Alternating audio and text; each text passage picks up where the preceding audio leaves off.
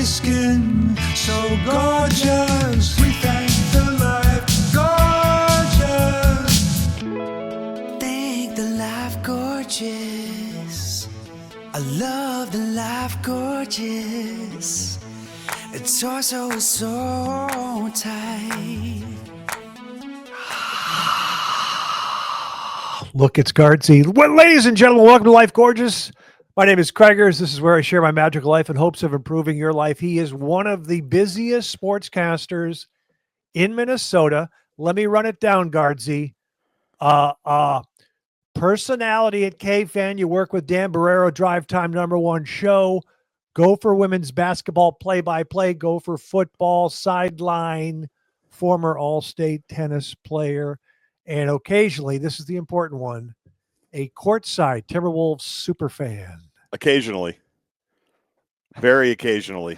Did I get all that stuff right? You did. Yeah. Thank you. Great bio. Great bio. Yeah. That's why I look like this. I don't live the life of luxury and leisure like you. I'm out here grinding just off a plane from Springfield, Missouri, where I'd never been for Gopher women's basketball over the weekend. So that's why I look like this and you look like that.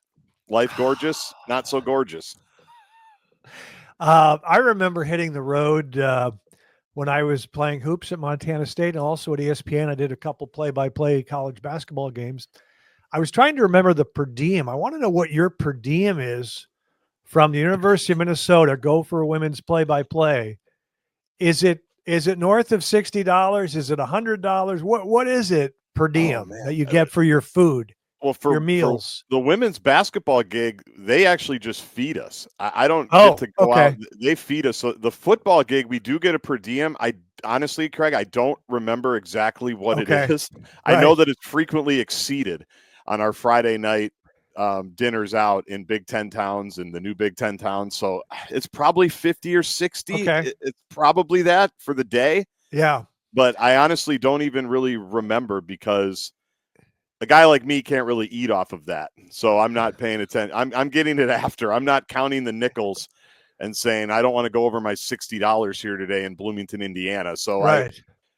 But with the women's team, it's actually nice. They actually feed us most of the time. And a Division I athlete nowadays, they eat pretty well. Yeah. So they eat pretty well. So I actually don't mind that at all. I like having that taken off my plate, no pun intended, where I just roll in after the players are done and grab whatever fish and chicken and whatever they're eating there. So it's all good there.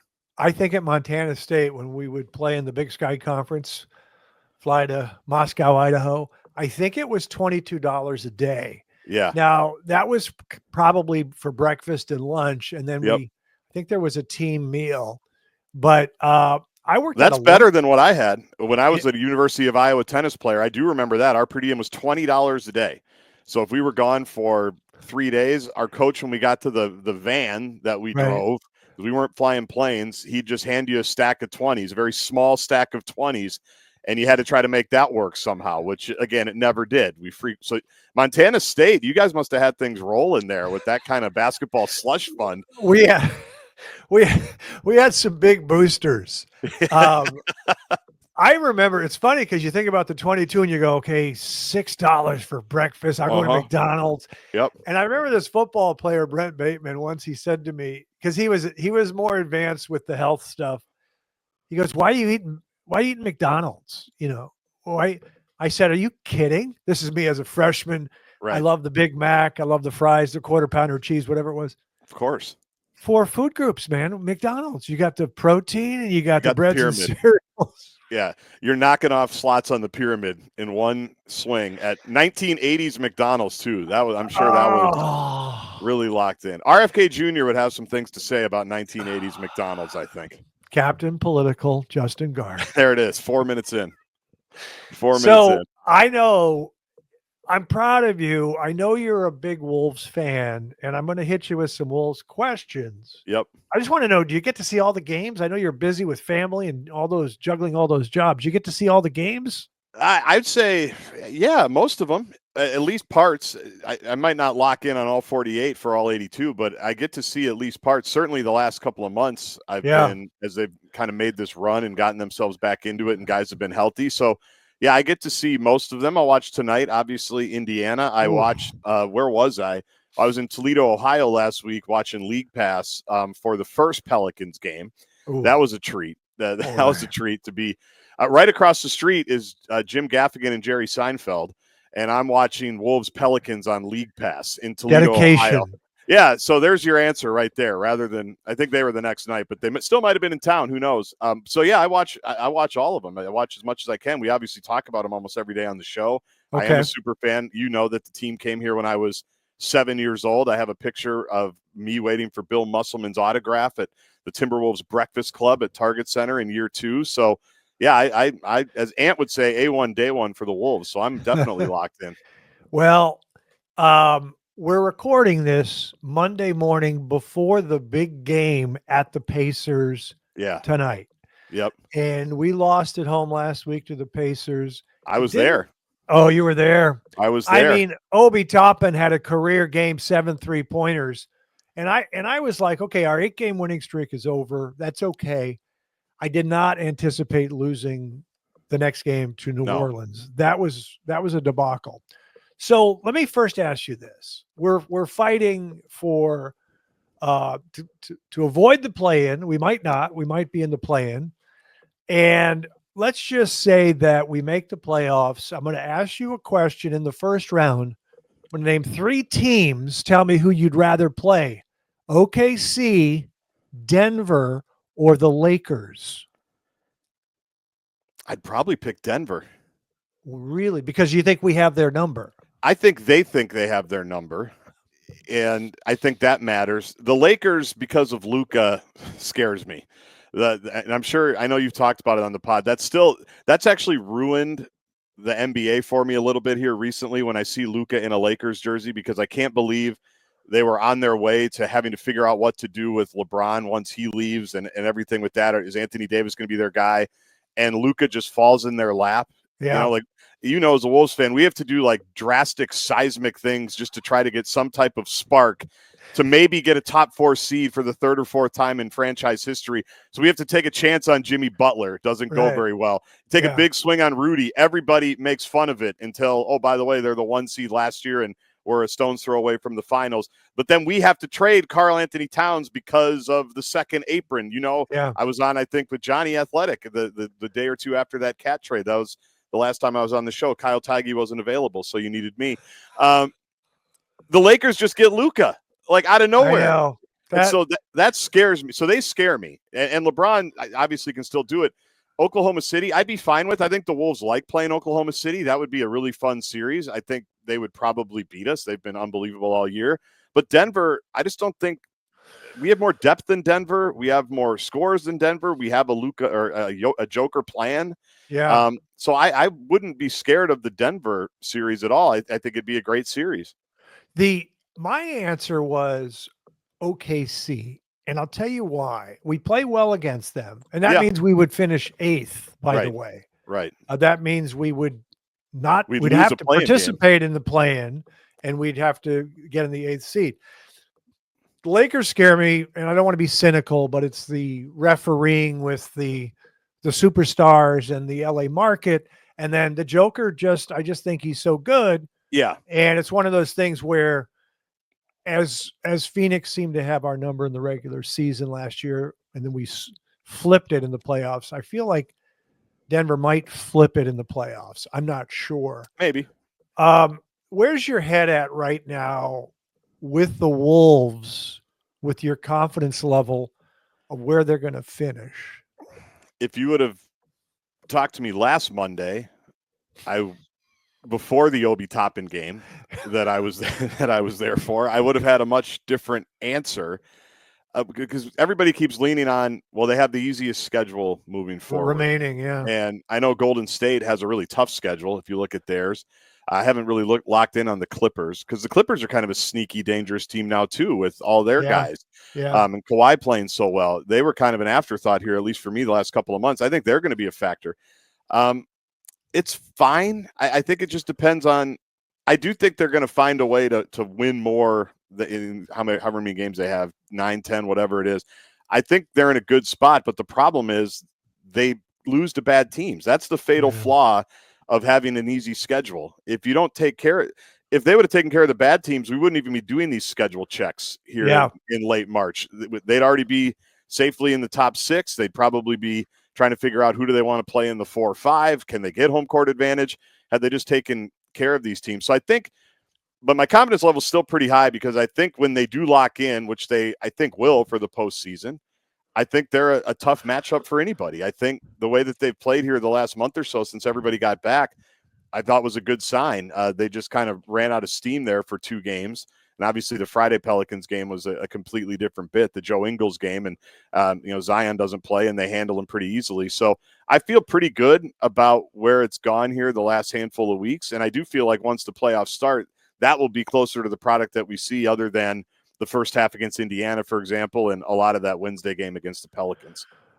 Yeah, I know we can beat anybody in the West. The old saying is, of course, we can lose to anybody, but we play well. We actually play very well on the road, as you probably know. We concentrate better.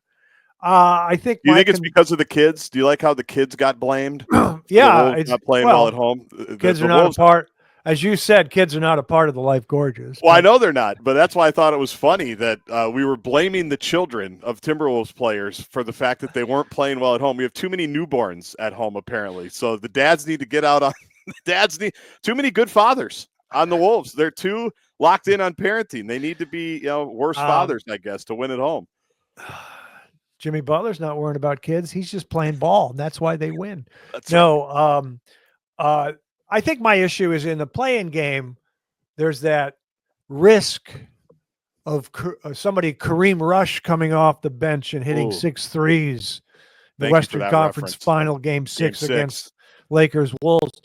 But no, it's that fear of one bad game, one guy lights it up. But that's part of life. It's pressure. It's pressure on us. So I'm excited. I do like this team. The Indiana game didn't at home. I just thought Indiana played over their head. I don't think we were awful at all. I just thought Indiana played. They were just nailing all these shots. I should point out to the listeners and the viewers that Gaardsy and I are on the same page with Karl Anthony Towns. We adore him because of his offensive talent. Unbelievable. He might even be the greatest offensive player the Wolves have ever had. We don't have to get into that. But I moved on from the trade. Yep. It bothers me that there are, some people who didn't like Cat in Minnesota who are like still saying, look at how well we're playing now without him. Just relax. You're lucky he was good enough to get Donte and Julius Randle, who has clicked a little bit more so. So, first of all, have you moved on from the Cat trade, and what do you think of Julius Randle? 2 questions. Well, I have, because you have to, because I would think part of the Life Gorgeous is you have to live in the present. You can't live in the past. I think that's one thing you've always told me about. You have to be where your feet are. So you have to move on from it. And he did get him 2 really good players. DiVincenzo's been outstanding here for a while. And Rudy, and I should say Randle, since he's come back, it just seems like he's playing so much faster. Like that was the Randle problem. And I'm sure we'll talk about it, how, as Finchy would say, the ball gets sticky sometimes in those crunch time clutch moments.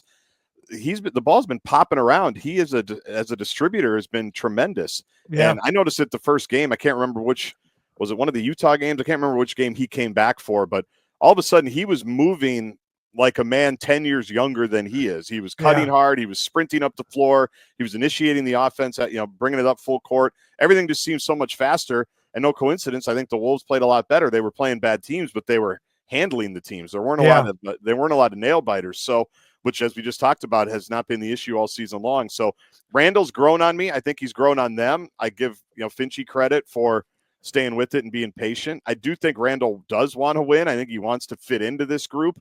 I do think I think it was Chris Hine when I had him on the show, the Star Tribune writer, a couple of months ago, talked about people sometimes mistake lack of effort for just lack of just uncertainty of what they're supposed to do, whether that's Randle defensively or Randle offensively. And that made some sense to me a little bit, because there are times when it doesn't look like Randle's really trying out there defensively, and maybe doesn't know exactly what he's supposed to do. But he's grown on me a lot. Do I still think he should be a long-term piece of a championship contender? I'm probably still not there yet. They've obviously got some decisions to make here in the next couple of years. I don't know what he would want contractually. I don't even know what the Wolves could do contractually if they do want to keep Naz and Na and all the guys that they want to keep, and these young kids that, injected life into him the last couple of months. So I think we're getting the best version of Randle here recently, which is good because I think they're going to need that if they want to make any type of noise in the postseason. I used to love his game when he was younger, and it's kind of silly for me to say, when he's hitting his shot and not turning it over, then I like him. But it bothers the hell out of me when he doesn't know when he penetrates that there's going to be a double team and he loses the ball. Right. I'm a purist. I can't handle turnovers. Yep. But here's why he's effective. In the half-court offense, if you can break down the defense and get in the paint, which a good point guard can do, when a point guard can penetrate and dish, changes everything. Well, he's like a point guard. He's a point forward where he'll get the ball, attract attention, and kick it out. And that really helps, especially when he's decisive. And he is, he does play bully ball and he'll power it in. So, I like him. I don't love him. I don't think if you want to win a championship, he could still be on the team if his contract's not bad. I don't know what the piece is later to help Ant, but there's got to be another player, steady offensive force to help Ant. And let me just jump into Ant for a second. Okay. Love him, have a problem with him. A lot of pressure on him, in my opinion. Yep. And I said it last year before the playoffs. I said, I don't want to put too much pressure on him. And this is when we had Cat. I said, but Ant, it depends on how well Ant plays. And he played so well against Phoenix in the first round. Yep. And he plays well in the playoffs. But what are your thoughts on Ant's, I'm not going to use the term floor game, which is my favorite, but his mental aspect to the game on offense? In my opinion, he still has to improve his shot selection and his passing on the offensive end. And I would even minimize it to the last 5 minutes of a game. Because that's where I think it gets him in trouble. And I think he's gotten to the rim a lot more. That will reference the Indiana game because it's most recent, or kind of the close game against a good team. And they've got Indiana tonight. He was getting to the line constantly that game. Randle got a great look, by the way, in the end of overtime. Like, that was a good play. He just missed it. Like, very easily. I thought Finchy did a nice job. Yeah. Do you think it was called for Randle? And let's probably, because Ant's been forcing, let's go another direction. Yeah, probably. And because you got 3 seconds, you needed 2, just go. And we know what Ant's going to do. He's going to try to take a step back 3 to try to win it. And I think he was 2 for 11 or something that night. So we already saw that in regulation, at the end of regulation. Right. But where I think he gets in trouble is the ball will be like we just talked about. You love ball movement like I love ball movement. That's what Finchy likes. The team operates best when guys are flying around and there's 3-pointers and Naz is cutting, making his threes. Randall's distributing. DiVincenzo's got like Jaylen Clark range all of a sudden where he has no conscience. And then 5 minutes left, it just stops. Like the train just stops. The brakes just get put on it, and it turns into we're going to give Ant the ball, and I understand why. He's their best player. And then we're just going to let him read the situation and hope that it works out. And I think the numbers, Craig, bear out that it hasn't worked out all that well. I don't know what the current, clutch shot rating is for Ant, but it's not very good. The Dane Moores and Kyle Teiges of the world break it down every time it happens. He's now 2 of 26 when the Wolves are down 3 in the last minute and a half, whatever it is. But I think a lot of that is because it's not the normal offense anymore. It's not what had gotten them to that point. And so that's my biggest problem is Wolves were up 5 or 6 against Indiana late. They get a stop. And then Ant takes a top of the key 3 with a bunch of seconds left on the shot clock that you don't need. Like, that's the stuff. That's how that's what brings losses in. Or what do they say? Losing from the jaws of victory. I remember Phil Jackson in The Last Dance. I brought this up on the radio. He had a phrase, one of the NBA Finals games. He said, guys, this game should have been dead bleeping meat. And we let him back into it. And it's a scary situation now. That's how I felt the Indiana game. And I was there with my son. We don't talk about kids on Life Gorgeous, but he's a great basketball mind, and he sees the game clearly like you and me. And he said, it's a terrible shot. The game's over. If the Wolves get a good possession, get a basket, they're probably up 8 or 9. I don't remember the exact situation. There's a couple of minutes left, and Finchy even talked about it. You take a quick 3, they come down and score. Then all of a sudden you go under a ball screen for no reason. They hit a 3. It was probably Obi Toppin. And the next thing you know, you're in a ball game. So that's what kind of worries me is it. And this has happened all season long. I even remember a Rob Dillingham game where he was just on fire. might have been Memphis on Martin Luther King Day, and Dillingham gets everything back. Everybody's back into the game. The place is going crazy in Memphis. It was an awesome game. And with 3 minutes or so, Dillingham's got the ball, and Ant basically puts the brakes on him, takes it, and says, and brings it up. Like, that's my problem with Ant right now. Yep. And if he makes the shots, obviously nobody cares. And eventually I think he probably will. And a lot is put on his plate, to your point. But that's where that, I guess, would be the next level for him, is to be more efficient, less predictable, just, better equipped in those final couple of minutes, because that was a problem the other night. Yeah. It's my greatest fear with him is I know he coming into the league, he's not as fundamentally sound as a Michael Jordan, the greatest, but he's got to be more. I don't know if you can teach him, if he can learn to be more cerebral on the offensive end of the floor. Sometimes he's learned, he gets double teamed, get rid of it, you'll get it back. He's done that. Yep. Mike Conley's talked about that. But he's got a lot of pressure on himself. And that's why when we talk championship, I need somebody else to be able to be like a young Mike Conley, to be steadying force. And I don't know how Tim Conley's going to get that. I don't know who that player is. Well, let me ask you this. Yeah. Is it Kevin Durant? It doesn't do it for me. It doesn't. No, I'll tell you why. Because he's older. Yeah. And I think it would be fun for a year, but are we giving up? It's so funny I'm saying this. Are we giving up Jaden McDaniels? Because now Jaden has grown on me. And he was a guy that I said I wouldn't mind trading at some point, or maybe last season.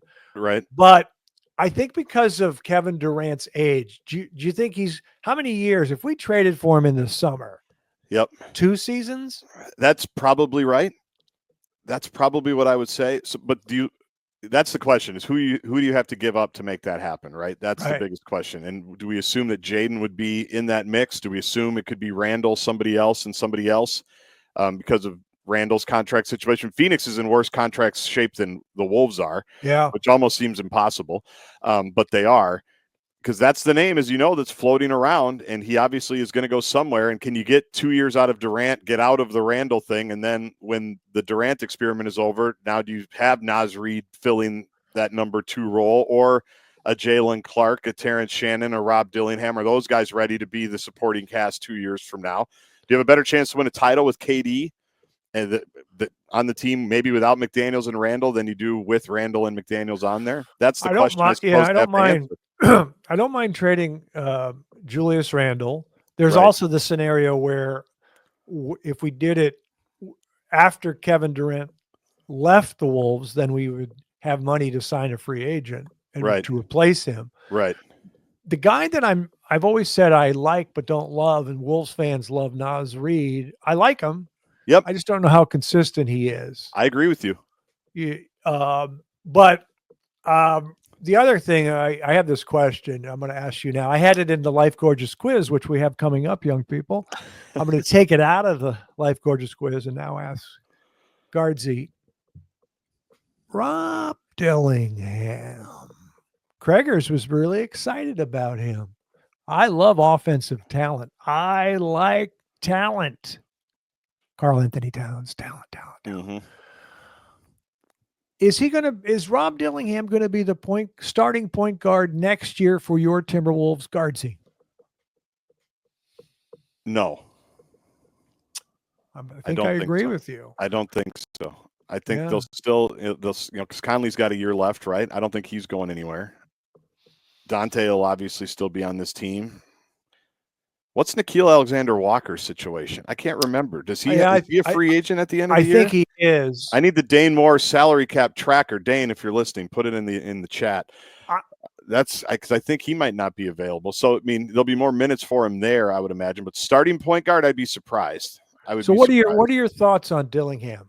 I like him. I definitely like him. But I think he was drafted as a project. I think he was drafted 1 year at Kentucky, not thinking he was going to step right in and play. I think a lot of these Tim Conley draft picks have been high-end guys, maybe higher than they would be as finished products with the thought process. We have some veterans there now. We don't need them to come in right now and play. We're trading up. What do they pick him? 8, something like that, top 10. Yeah. That's usually where you need a guy that's going to come in and play right away, at least historically. And I think they're thinking we can let this thing bake for a year or two, let him just come here, develop, and then when we need a cheaper point guard option, as all these other contracts are hitting and popping in, then we can hand it off to him. Is it next year? I would still say it's probably a little bit too early, but I like how he works, Craigers. I like what I hear behind the scenes after every shoot around. Seems like everybody's tweeting out videos and pictures of him getting extra work in. Seems like guys like playing with him because they know they're going to get the ball. Yeah. He obviously brings a different energy to the bit when they've needed it. So I do still like him long term. I do think he'll be a good part of this thing. I think his energy is contagious, but in terms of just giving him the keys next year and saying you're the point guard, I don't know if I'm there quite yet. Yeah, I agree with you. I've lowered my expectations for Rob Dillingham. I love how explosive he is. I know what that does to a basketball team when you can just blow by your man in the half-court offense. He shot 47% at Kentucky, which I like. I like anything over 46, but he doesn't seem to be like a pure shooter. I watch him. He floats on his jump shot. They're working on that. Finchy called it a major drift. And he's diminutive, but we'll see. I think he's going to be one of these guys off the bench who the fans are going to love. Yep. And he'll be mercurial. He'll be the Jamal Crawford type, maybe not as pure shooter, but anyways, so we'll see. Now, switching to something very fun. As a Wolves fan, what's it like for young Gaardsy to watch the blossoming of Jaylen Clark? Wonderful. Wonderful. You know when I really fell in love with him? Was it the first time that he got substantial minutes and played pretty well? And he said, I thought it was going to be, he had the acronym for it, but it was, come to the game, clap, go home, sit, clap, go home. Yeah. So what would that be? SCGH, something like that. Yeah. Someone can fact check my spelling. I loved that. I mean, what a line. Because you were in the entertainment business. You're the natural host. You love a guy that gives you something like that, right? Yeah. That you go to his locker and you're going to get something a little bit different. Seems like a thoughtful kid. Love his story. Another draft and stash draft pick, obviously, as they waited for him to come back from injury. He's an energy shifter and an energy changer, and I think sometimes this team needs that. You've been to Target Center enough. When the crowd understands when they don't feel like they're getting full effort from the guys that are on the floor. When there's a couple of, and I know this bothers the team. I remember Tim Conley saying it, with Barrero last year. It was like the second game of the season, and the fans were booing. It's like, well, it's because you let 9 offensive rebounds bounce in front of you, and a 6-foot guard came in and got them. Yeah. People are going to notice that. Like, to the Wolves' credit, they've turned Target Center into kind of a madhouse where people appreciate basketball. They appreciate the effort. I've said it a million times, going all the way back to the Pat Bev year. It was contagious because of the effort. So, like, I thought those guys should have played on Wednesday night against New Orleans because you could just see it. The energy, the effort wasn't there. The Pelicans are flying in all over the place, grabbing offensive rebounds, getting extra looks. So the Jaylen Clark thing has been great. And you look at the contract that he just got within the last month or two is well-earned and well-deserved. And it's just like with Dillingham, it seems like he's a guy that people like playing with. When he sneaks, what I like, Craigers, is when the Wolves get a big basket. And the other day, I think it was Randle got the dunk. And then he hides in the weeds. Yeah. He hides in the weeds and says, you think you're going to inbound it because everything's going crazy. You're just going to get it to your point guard. Well, you're not going to do that. And he's done that a couple of times, right? That's just a smart dude, heady basketball player. And so I've loved every second that he gets out there. He had one made shot, one of the games. I think it was in the second half. He played for like 10 minutes, had one shot and made it. It was a 3-pointer.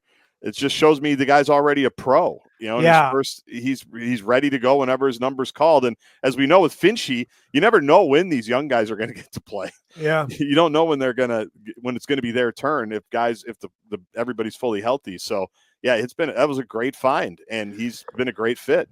Yeah. And he's a defensive specialist. He's great at stealing the ball, getting deflections, playing possum on the inbound. Possum. There you go.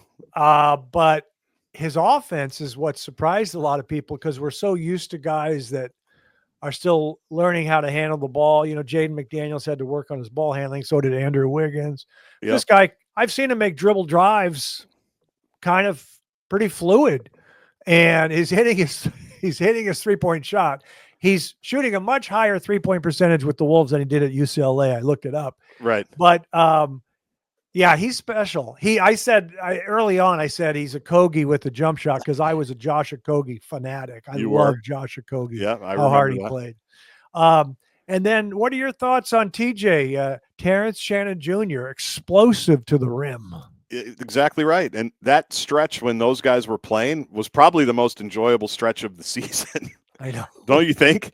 Yeah. Just because of their energy, their enthusiasm, their willingness to defend and rebound, just how fast they played.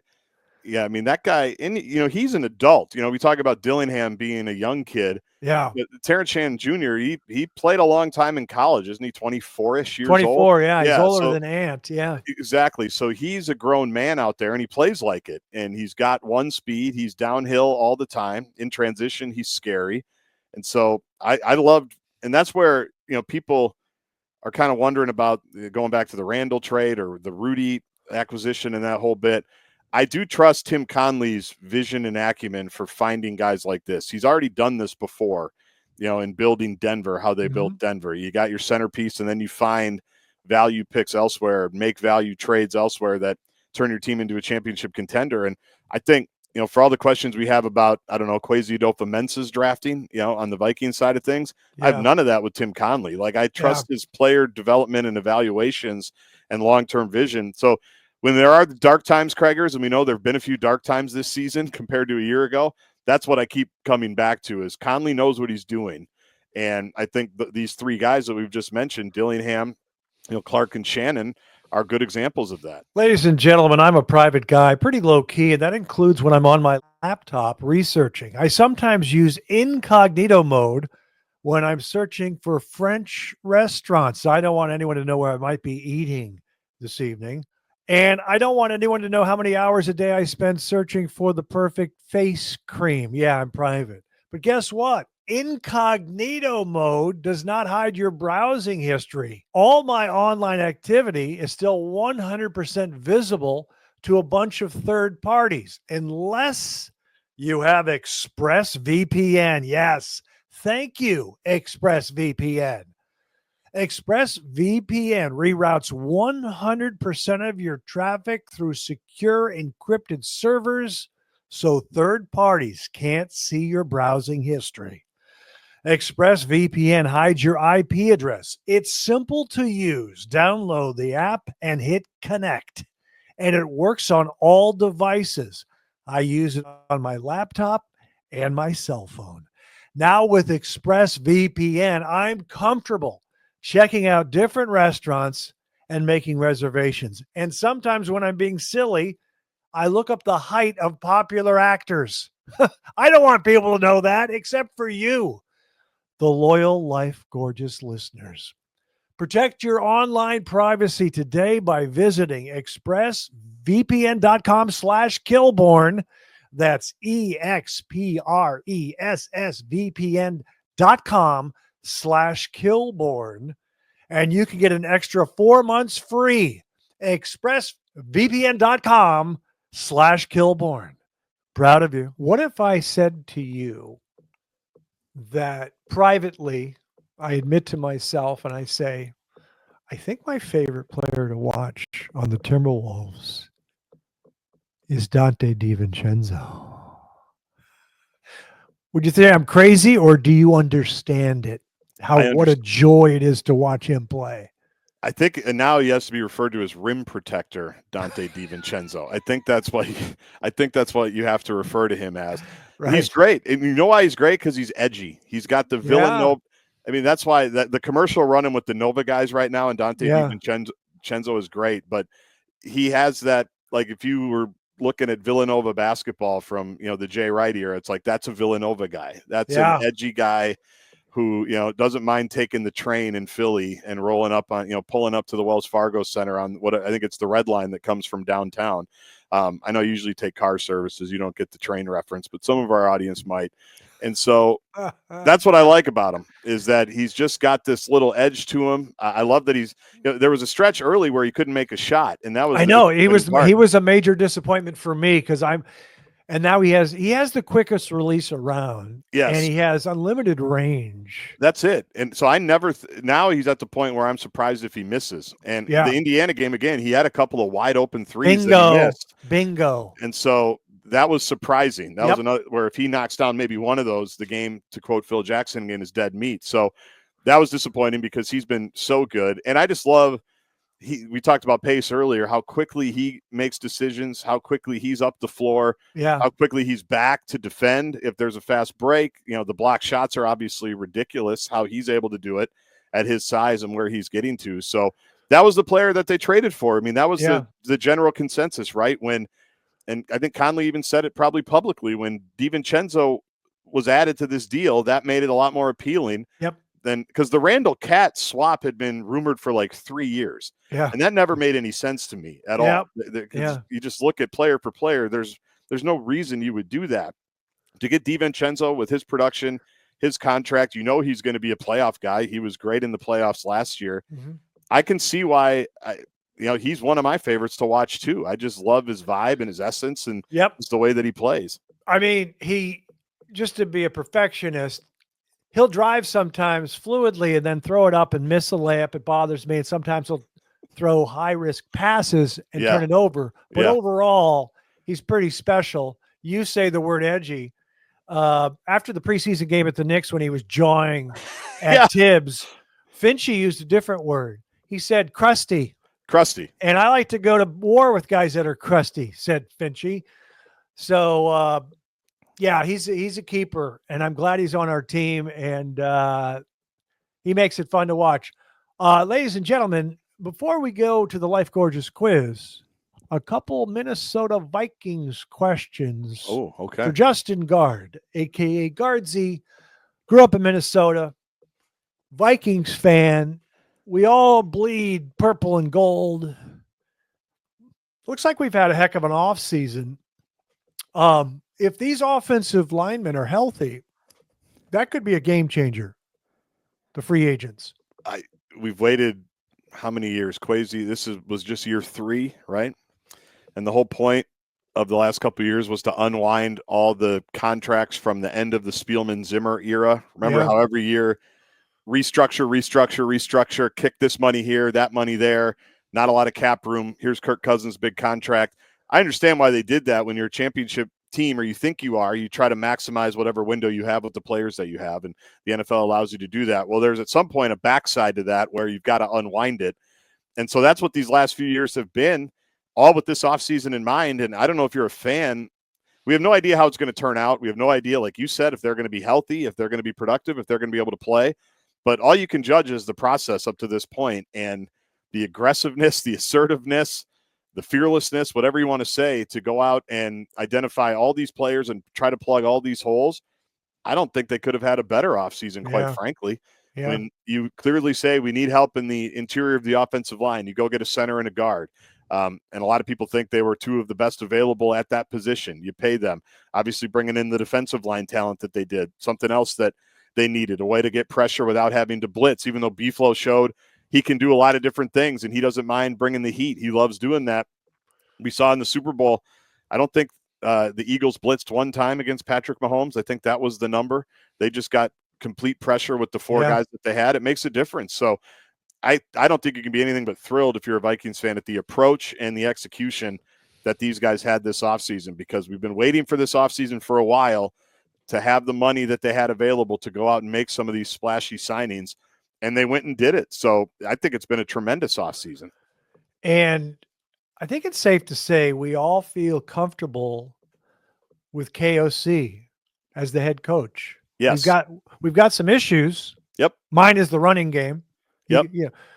And he's improved on that. He's improved on it, the marriage of pass and run. But KOC is a keeper. I think he is. Yeah. And I talked about trust earlier with Tim Conley. I trust his evaluation of quarterbacks too. And if he's cool with going through with JJ McCarthy, then I'm cool with giving him the keys to that too. And I think I just saw a quote from some speech he gave or some talk he gave recently where he talked about, because he's supposed to be seen as this quarterback whisperer, he actually puts the brakes on a lot of quarterbacks that have been thrown his way through the draft, through free agency, whatever it is, because he says, I'm only going to get a couple of shots at this thing with my quote unquote hand-picked quarterback. So it's got to be the right one. And so that gives me a lot of confidence in what he sees in JJ. We obviously got to see like 2 possessions of JJ McCarthy last year. So we have no idea what in the first preseason game against the Raiders. So we honestly have no idea, but I do trust he made Sam Darnold a lot of money. He made Josh Dobbs into an international hero for a couple of weeks. He's got Nick Mullins to come in cold off the bench and convert key 3rd and longs out of nowhere. Nick Mullins just got paid by Jacksonville to be a backup again. So I do trust KOC. I do. And we have fun with the culture and the alignment and the collaboration and the optionality and the intentionality. But I do think they have that. I do think it's real. I do think guys like playing here. I do think guys like coming here. And now we'll see, if JJ's good, it seems like they've got a pretty good team around him. You saw him in college, Gaardsy. I didn't. I did. What are your thoughts? What's your level of confidence with him? It's pretty high, because now my big question has always been, did he know the plays before? Did he know the defenses before because of Connor Stallions, and were they cheating? Did he have all the defensive checks, or did he actually do his work? Did he do his homework himself like you did at Montana State, right? Did he actually earn the football degree? That's what I always wonder about. But I've been told that they did ask plenty of questions about all of that, and maybe that was overblown. That's fine. I always thought he got too much heat for, Michigan just had so many good players and they just ran the ball. It was Jim Harbaugh. That's another thing. Harbaugh knows QB play too, right? Yeah. This is the guy that got Colin Kaepernick to the Super Bowl. This is the guy that reclaimed Alex Smith's career a little bit. Obviously, Justin Herbert just had a good year. They make the playoffs for the first time in forever. So Harbaugh knows ball. So I trust his opinion on it too. And it never bothered me that people thought that JJ McCarthy just kept the train on the tracks, because anytime they needed a pass, and I did watch him a lot that year. I watched him against the Gophers. Obviously, watched him in the playoffs, the college football playoffs. Anytime they needed a play, and actually we had a lot of games at night on the road that year, so I was always watching them on big noon kickoff at 11 in the hotel somewhere. Every time they needed him to throw and make a play, it seemed like he did. Yeah. So that's all I can ask of the guy is when you're called upon to do your job and your role on this thing, no matter how good the team is around us and our running game and our defense and everything that comes with it, more often than not, I saw him make those plays. So I'm not, watching the all 22 and breaking down every single coverage. I'm just watching what I saw, and I always liked what I saw from him. Who do you want as the backup QB this upcoming season? Who's even available still yet? I don't even remember. They talked to Tannehill the other day. That's right. I did see that over the weekend. He'd be fine. Yeah. I don't ever get all that spun up about that. That's something that Dan and I disagree with, because I know that you've had, like obviously here in town, Case Keenum being a backup was a big deal. Took him to an NFC title game. Randall Cunningham technically was a backup quarterback in 1998. People forget that. He didn't start the season as the QB. Brad Johnson got hurt. Kurt Warner's another example. I know there's great backup quarterbacks historically. My thinking is always, if your starting quarterback gets hurt, you're probably in trouble. So don't worry too much about it. I want a guy who's going to come in and help JJ as much as he possibly can. If that can be Tannehill, that's great. If not, they'll find somebody. I do disagree from this standpoint. Because I think we're kind of stacked with the roster. And I don't know, JJ hurt his knee. I don't know how durable he is. It's too early to tell. I want a backup that can play. Nick Foles won a Super Bowl. Jeff Hostetler won a Super Bowl. That's true. So I want somebody who can win in the playoffs. Tannehill. I actually like Joe Flacco. I know he's old, but I was going to bring that name up. I would have liked Jameis Winston just because it would have been fun. Yeah. It would have been entertaining. But I don't know if he can win in the playoffs. Here we go. Life Gorgeous quiz. Simple questions, profound insights. I'm going to start with a JJ McCarthy question just because I had it there. I just want to. Next season, Gaardsy, Will JJ McCarthy's stats be better than Sam Darnold's from last year, his only year with the Vikings? Will JJ McCarthy's stats be better than Sam Darnold's stats? No. I don't think they will because No. Sam had such a great year, correct? He did, and I think they're going to be even more committed to running the ball than they were last year because of who they brought in on the line, but also who they brought back with Aaron Jones and Mason from San Fran.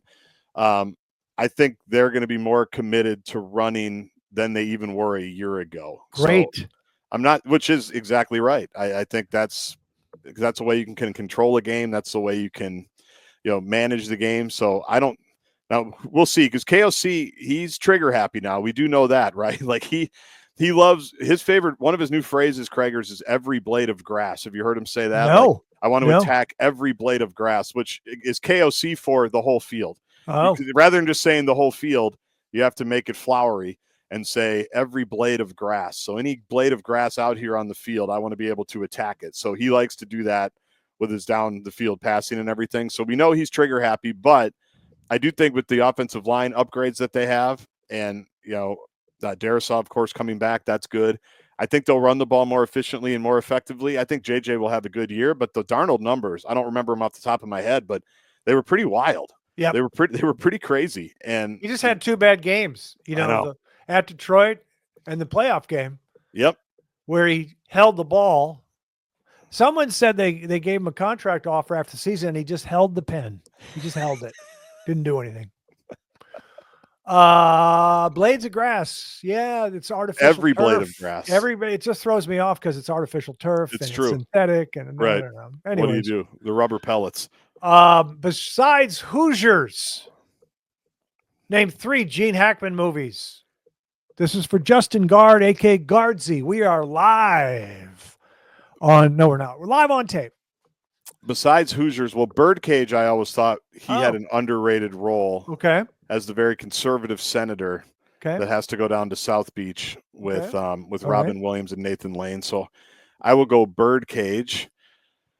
Man, now you're putting me on the spot. See, this is where you need Dan. Well, I didn't know if all a young the 60s and 70s. Yeah, you're Hoosiers a young is person. The big one.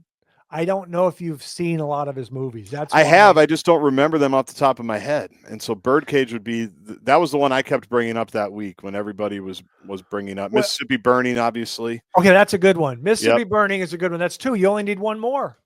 Well, I could just cheat because I never saw it, but I know it was his last one. It was Welcome to Mooseport with Ray Romano. I didn't say ones you've seen. I just said name 3. Yeah, well, I did. I'm going to name a couple that are big that I want to know if you've seen. French Connection. Haven't. Okay, that's from the 70s. Yep. Believe he won an Academy Award. Yep. They also made French Connection too.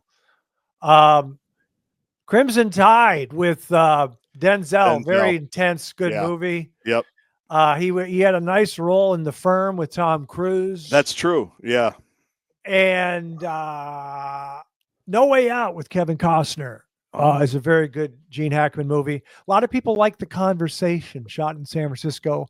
I have to try to rewatch it. It was too slow the first time, but I'm going to rewatch it. And I'm missing some movie. He was in Superman, but he was a special actor. Oh, Unforgiven with Clint Eastwood. He was in that. Is it true? Do you know Hollywood people? Was it true that in Crimson Tide, when he punched Denzel or slapped Denzel, that wasn't supposed to be in the script? And I never heard that, and I find that hard to believe. But and they both had to go with it. Yeah, but they're both so good they were able to do it, and that was the cut that they kept. That's great. That's intense. Got to go with it. Yeah. 2 more questions, because you travel for your job with the Gophers, both the men and women. I'm going to say you've been to St. Elmo's Steakhouse in Indianapolis, Indiana. Great steakhouse, great shrimp cocktail. Yep. I'm going to say you've been there more than 2 times. True or false? True. How many times? True. It's at least 3. Okay. And then the sneaky veteran move for those that go to Indy, if they have the pleasure to go to Indy, the greatest host city in the world, just ask them. If you can't get into St. Elmo's because it's difficult, and again, this isn't for you, you could always get in, but for other people, for the regular folk that don't live the life gorgeous, the steakhouse right next door, Harry and Izzy's, also is good. it serves the same shrimp cocktail that everybody likes. So you can still get the shrimp cocktail from St. Elmo's just at Harry and Izzy's. Now, I like the old school vibe of St. Elmo's. You and I are like that. You know, they got the old pictures. They've got the high back boots, the whole bit. The aesthetics, as we would say, are great at St. Elmo's. Harry and Izzy's is a little bit more modern, but you can still get the shrimp cocktail in a pinch if you need to. If you just found yourself in Indy and weren't able to plan ahead and get a reservation, you can still get the shrimp cocktail at Harry and Izzy's. I was at the Final Four there. I took my dad, and I can't remember if it was in St. Elmo's. A couple people came up and said hi, or if it was in the lobby of the hotel. But Bob Huggins came up smoking a cigar. Hey, Craig. Yep. He's a character. That's the Final Four in town is always a fun experience because you don't know who you're going to see or what they're going to be doing. The best part was walking from the hotel into the arena. It was just like everyone was so fired up. Yep. Final Four Saturday. Final question. Of these three tennis players, who is my favorite? Bjorn Borg, Pete Sampras, Andre Agassi. Who's my favorite? Your favorite is Bjorn Borg. That is correct. Why do you say that? Generation. The hair, the headband, stubble, right? The stubble, all of it. And you strike me as more of a baseliner because I feel like to play like Johnny Mack would hurt your back, as you famously said, the defensive stance. I feel like you're more of a baseliner, grind it out from the back of the court. You don't want to be too forward. You like to let the game come to you. It's a great point. I have a theory on that. I don't like anger and aggression. Right. And I would occasionally play tennis with some people, not very good. But I could play. I had a girlfriend who was in level A, and I could be competitive with her, but I'd always lose because she didn't have any unforced errors. Yep. But anywho, you come to the net, and guys would come to the net, and they do a smash, overhead smash, which is not particularly easy, but when they did it, it was like a spike in volleyball, and I like the dink in a volleyball. I like it. So when they come aggressively to the net, I love being on the baseline and just doing a passing shot, cross court, and they're just diffusing all their anger. I love the Iceborg, the two-handed backhand with the wooden Bancroft. Yep. And then his demeanor. Yep. The Iceborg, no emotion. Loved him. And I'm saying of those three guys I mentioned, you like Agassi. Oh, yeah. Absolutely. His little mincing, his little steps as he walked, I don't. Yep. He would twist his shirt before the return. I tried to mimic that back in the day when I was playing. I'm looking around because I'm sure I have some type of Andre Agassi. Oh, there's a picture of Andre and me on the other side. You can't see it over there. Yeah, that was my guy. He's still my guy. That's who, if I had my own podcast, that's who I would want to talk to first. Interesting. I would try to make Agassi my first guest. The reason I like him now is my favorite female tennis player of all time. He married. I was a Steffi Graf fan. Yeah. So same as Borg. Just steely demeanor. Could hit all the shots. She was probably a little more aggressive than Bjorn. But he seemed a little short and had those little short steps, and I don't know. He didn't do it for me. Oh, that's Andre? okay. I was talking about Steffi. Steffi had the greatest legs in the world. Yeah, I loved her, and you're right. She had no emotion, emotion, and I love that. There was a guy named Walt Clyde Frazier, the king of cool, who was my favorite player before I discovered Dr. J. And Clyde Frazier had no emotion, and I like that. I like those guys. You know what I'm saying? Did you know that the Borg mystique, at least this is what my dad told me, and that's 50% that it's true or not, because he would try to teach me life lessons through other people. Yeah. I heard that so-and-so's dad did this. Mm-hmm. I heard that, I played basketball I grew up with Roy Smalley's kids, the former Twins baseball player, and he once told me I like to chew gum while I played basketball because Michael Jordan chewed gum, right? So we all wanted to be like that. And he once told me that Roy Smalley told him that chewing gum while you play takes your performance down like 10 to 20%. Now, I promise you my dad never talked to Roy Smalley about that in his life. The topic of gum never came up between Roy Smalley and my dad. Right. But that's what he told me about Bjorn Borg, that he threw his racket when he was a kid 8th grade. His dad took it away for a couple months or So whatever. is that true? That story we think has been verified? Yes. And so he took the game away. Correct. And that's what his son loves so much. No parents doing that these days, by the way. I can vouch for you watching the attitudes and things like that. But how good is that, though? And that's why Bjorn Borg was like that, because his parents took the racket out of his hand because of a tantrum. Maybe we need to sit Ant down when he takes a bad shot. Well, the NBA sat him down when he got his 16th technical. I know. So they did do that a little bit. Gaardsy, what a joy to catch up and talk Wolves. You're very level-headed, yet opinionated. We appreciate that. I appreciate you. It's always fun. Thanks for having me on. That's our show. We'll see you next time. And remember, young people, I'm proud of you.